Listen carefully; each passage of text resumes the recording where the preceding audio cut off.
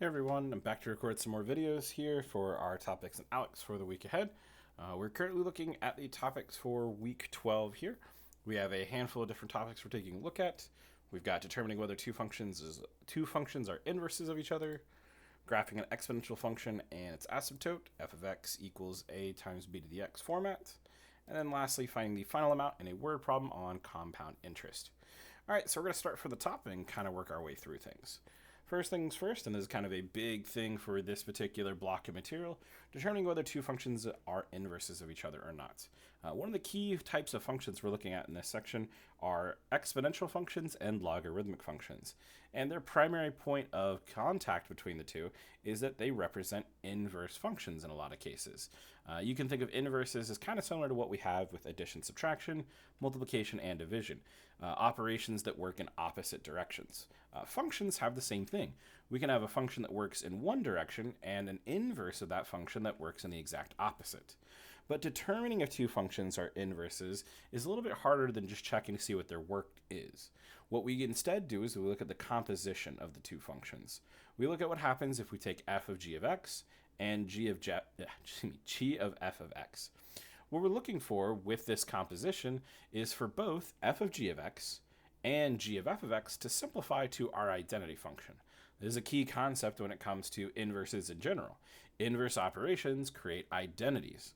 And what we mean when we talk about an identity function is that these two composite functions should result in just x when we place them in composition and simplify. I'm going to go ahead and actually take this first pair. F of x here is x minus 4, g of x is x plus 4, and we're going to go ahead and pop over to the whiteboard and look at their composition. It's been a while since we talked about composition, so this is a good time to kind of review the idea. We're basically placing one function inside of the other. So in this case, where it's f of x on the outside, g of x on the inside, g of x is x plus 4. So this is the same thing as f of x plus 4. And our function f is x minus 4, where x is whatever our input is. Our input in this case is x plus 4. So we'll get x plus 4 minus 4. This, when actually simplified, becomes just x. So in this particular case, f of g of x did result in our identity function. We got just x back. Now, in order for these two functions to truly be inverses, we also need to get x back when we go the other direction, when it's g of f of x instead. We need both of these to equal x in order to determine if they are inverses or not. Let's go ahead here and try this one. Again, composition. We're going to replace our inside function with its expression. F of x is equal to x minus 4. So this is the same thing as g of x minus 4. And then we're going to go ahead and just take this as the input for our function for g. G says take your input and add 4 to it. So our input, which is x minus 4, we're going to add 4 to that. And just like the previous one, this also simplifies to just x. Since both of these simplified to our identity function, we conclude that f and g are inverses of one another. So in this case, f of g of x gave us x. G of f of x also gave us x, which tells us that f and g are inverses of each other. Let's try this second pair, where f of x is now 1 over 3x, and g of x is negative 1 over 3x. Let's give ourselves new spots to work from. So here, this will be f of g of x, same as usual. G of x was negative 1 over 3x, so that's going to be the input for our f of x function. And f of x was 1 over 3 times our input. So it's going to be like this, 1 over 3 times negative 1 over 3x here. And now we're going to go ahead and simplify this. In this denominator, we're multiplying by 3 and then dividing by 3, so those will cancel one another out. That'll leave us with 1 divided by what still remains here in the denominator, negative 1 over x. In this case, we can think about this as 1 divided by negative 1 over x, in which case we could use an old trick from arithmetic. Rather than dividing by a fraction, we instead multiply by its reciprocal. So 1 times x over negative 1. This will give us just negative x when it comes back out. This is a bad sign. Because f of g of x is not equal to just x, it's instead equal to negative x, we already know that f and g are not inverses of each other. We can go ahead and determine that because we needed both of them to equal the identity function to determine that they're inverses. Now, we could call the problem right there, except they do also want us to find g of f of x. So let's go ahead and do that to finish out. One thing that can happen, though it is rare, is sometimes you can have a composition in one direction turn out to be your identity function, just x, but switching directions actually results in something that's not the identity function. It's rare, but it does happen. It most often happens when you're dealing with quadratics or square roots. But let's just go ahead and try this one out. F of x is again 1 over 3x, so it's going to be used as our input for our g function. And our g function is -1 divided by 3 times our input. So this is 3 times 1 over 3x.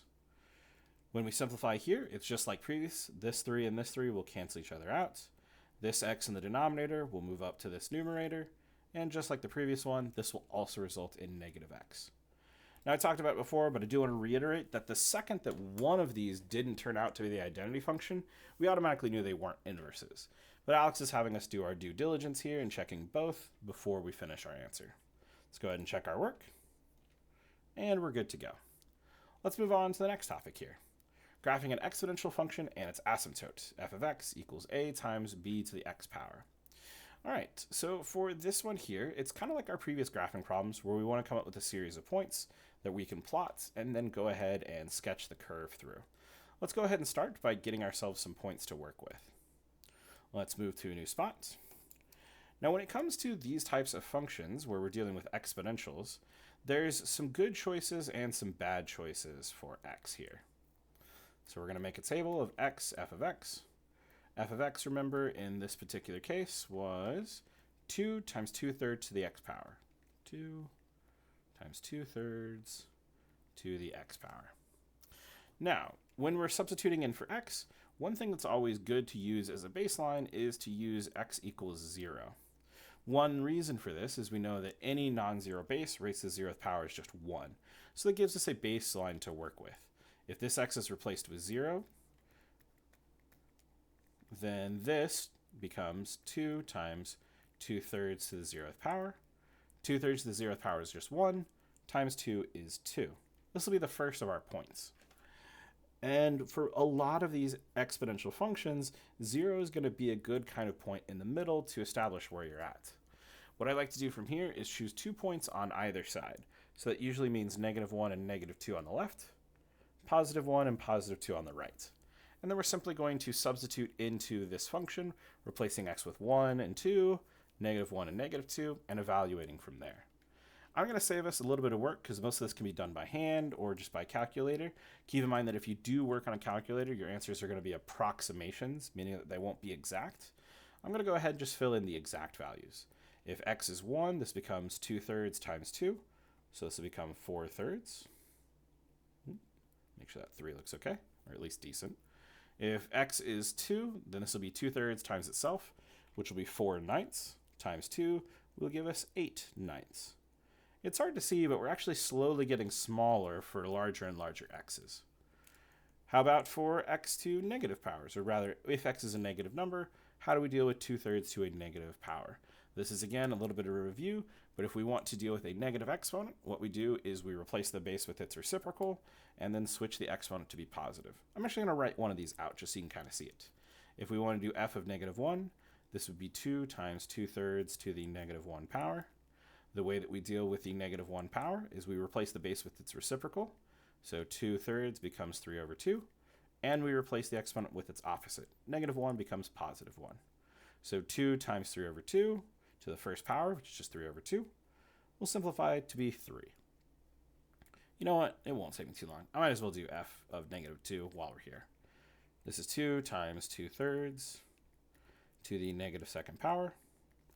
Replace the base with its reciprocal, so this will be 3/2 squared. So that'll give us 9/4, which when we multiply with 2, will give us 9/2. All right, we're going to take these points and we're going to use the plotting tool in ALEKS. So we have -2, and then this was 9/2 after we simplified it. We had another point at -1, 3. We had our point at 0, 2. Then at 1, we had a point at 4/3. And finally at 2, we had a point at 8/9. All right, I'm going to close the plotting tool so you can kind of see the slope of the curve that we have here for this particular set of points. I say slope here, that's probably not the best description, but what you can see is that this is going to be steadily decreasing as we go further and further to the right. Now that we have a total of 5 points, I'm going to use the graph of function tool. What does it want? It wants the asymptote first. That's annoying. All right, I was hoping to do the asymptote last, but I'll go ahead and start with that. One thing to note about these types of functions, exponential functions, is they always have what's known as a horizontal asymptote.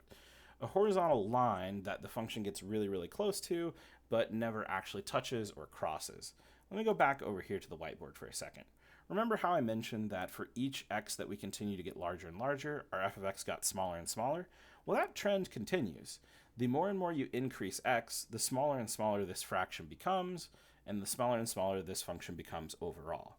But the thing is no matter how small it gets, it won't disappear completely. There's always still going to be some value for f of x. As a result, while we get really, really small, basically we get really, really close to 0, we don't actually approach 0. For the vast majority of exponential functions, unless they have a vertical translation up or down, they're going to have a horizontal asymptote that is right on our x-axis, that is at the line y equals 0. So with that in mind, I've gone ahead and sketched that horizontal asymptote here at y equals 0 right along my x-axis. My curve is going to get really, really close to this line the further and further we go to the right, but it's never quite going to touch it. Now that we have 5 points and our horizontal asymptote, the graph of function will actually work, and you can see what the graph looks like for our exponential function. I'm going to move on to the last topic here in a second, but there's just one last thing I want to comment on, which is that in this particular case, the reason this exponential function was decreasing the further and further we went to the right is because our base was a fraction between 0 and 1.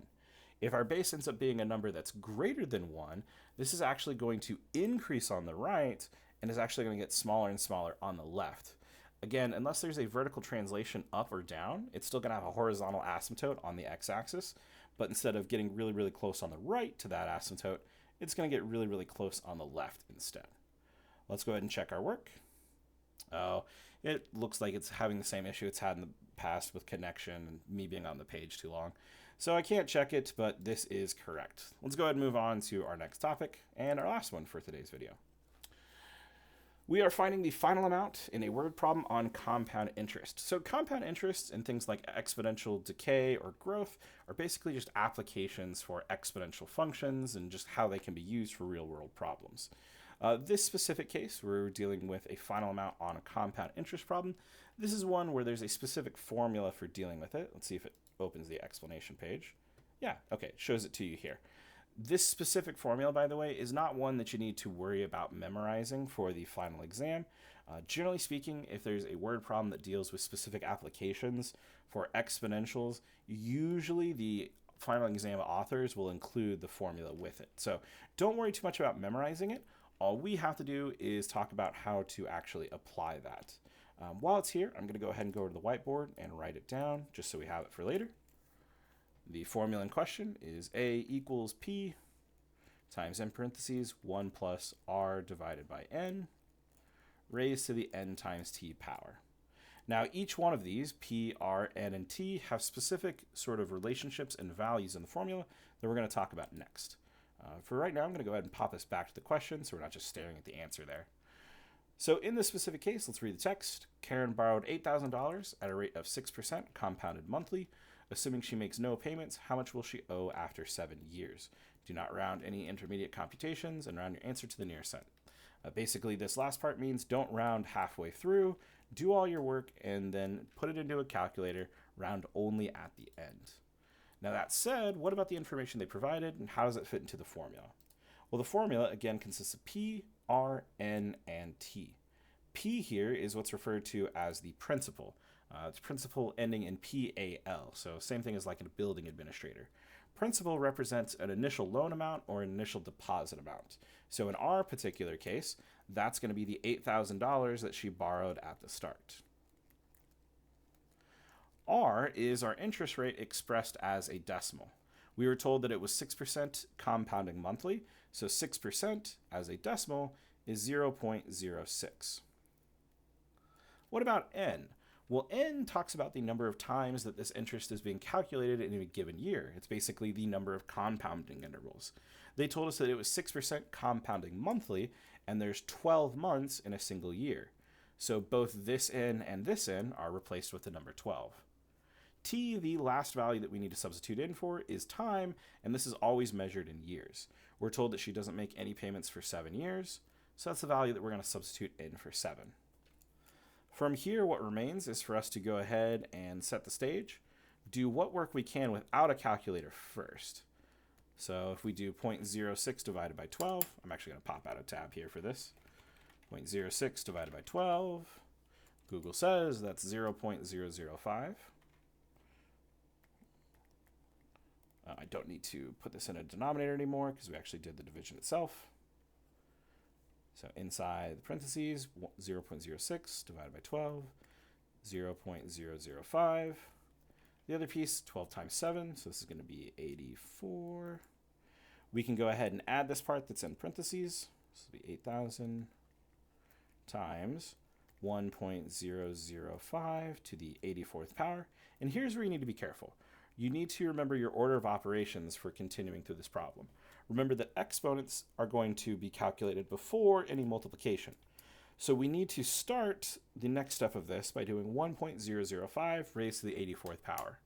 It's worth mentioning that because of the numbers we're working with, and because we're raising it to such a high power, while this does have an exact answer, there's actually a finite number of decimal digits that we could write out. Our calculator is not going to be able to display them. So remember the instructions where it says do not round any intermediate computations? This is where that matters. For all of our last work, we're going to keep everything in our calculator as we go and only round at the end. So the next step for us is to do 1.005 raised to the 84th power, which I'm going to go to my calculator again for that. But then we're going to keep whatever that is in our calculator, and our last step is to multiply by 8,000. Whatever number we get, that is what we're going to round to the nearest cent, or basically to 2 decimal places. Let's go over to our calculator here. We have 1 added to this. We're going to raise this to the 84th power, and then finish by multiplying by 8,000. This number is our final number with no intermediate computation rounding. What we need to do from here is go ahead and round it to, again, the nearest cent, which is 2 decimal places. So for us, our answer is going to be, this is approximately $12,162.96. Let's go ahead and write that out. Dropped my stylus. There we go. So approximately $12,162.96. Check our work, make sure I didn't miss anything. Yep, all good here. And let's go back over to the problem itself. We're actually going to flip this and see if it wants to solve it now. There it goes. And we can see that their answer matches ours. I think the explanation page does a pretty good job because it does show off the formula and what each part of the text of the problem says, where it goes in the formula. The only thing I wish they would do is show more of the intermediate work here instead of just skipping straight to the number at the end. All right, that's going to do it for the videos for the look ahead here on week 12. Check back on Thursday for more videos looking back at some stuff from week 11 that still needs a little bit of touching up. That's it for now. I'll see you guys later.